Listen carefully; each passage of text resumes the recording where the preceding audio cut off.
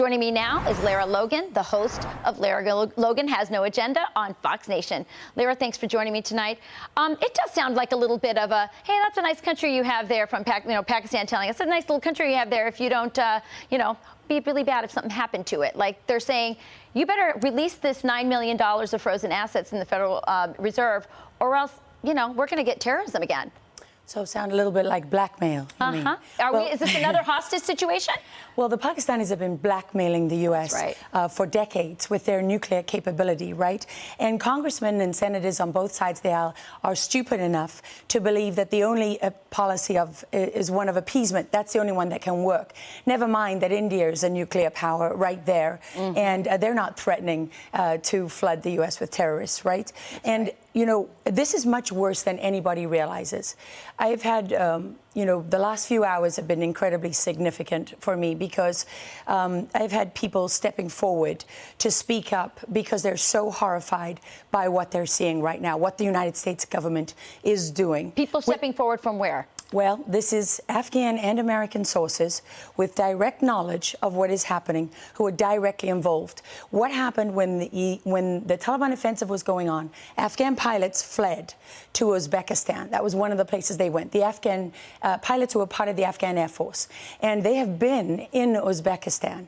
And the United States government, as I understand it from these people who are directly involved, multiple sources, including even guards on the ground in Uzbekistan, say that the U.S. has agreed to give all of that Air Force capability to the Taliban.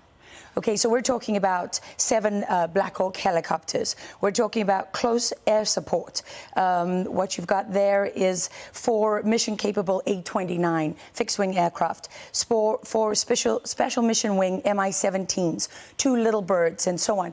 These are aircraft that have, some of them, at least 2 of them, have very, very, very sensitive intelligence-gathering capability on it.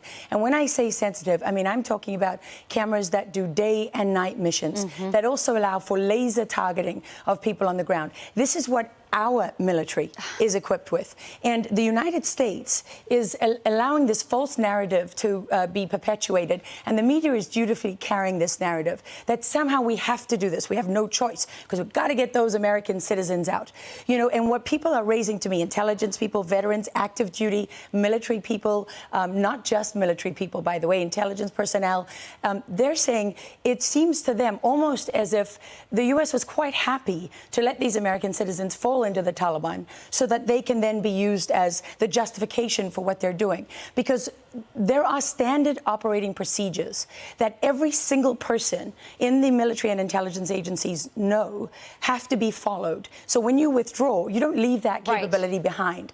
And also, if you leave it behind, you have the option of activating all of your systems that are designed to destroy that. To destroy it, exactly. Yes, that's like what everybody asks. Stealth UAVs and so on. So now we have, first-hand reports that indicate that not only is the U.S. sending money to the Taliban, not only are they letting them keep this equipment and capability that they have, but that they're actually going to take very sensitive, significant capability from Uzbekistan, where it is not in the hands of the Taliban, and they've agreed to give it to them. And when it comes to the humanitarian aid, can I just say I've been reporting for, about a week now that they were going to pass off the money to the Taliban as humanitarian aid. This was planned. It was part of the talks. Zalmal Khalilzad knows all about this. So does Tony Blinken and Susan Rice and Jake Sullivan and Milley, McKenzie, all of them. They have blood on their hands. And right now, there is an urgent crisis going on in the Panjshir Valley, where the Afghans are still fighting.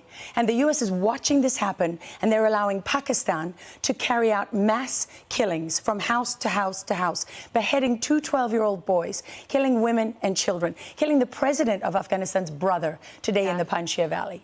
It's just unbelievable. We should actually be helping the resistance fighters. But I have to tell you, Lara, after seeing that the Biden administration wouldn't even give the internet to the freedom fighters in Cuba, it doesn't surprise me that they're not lifting a finger here as well. Great information. That's breaking news for all of you. Thank you, Lara, for sharing that with us tonight. Thank you.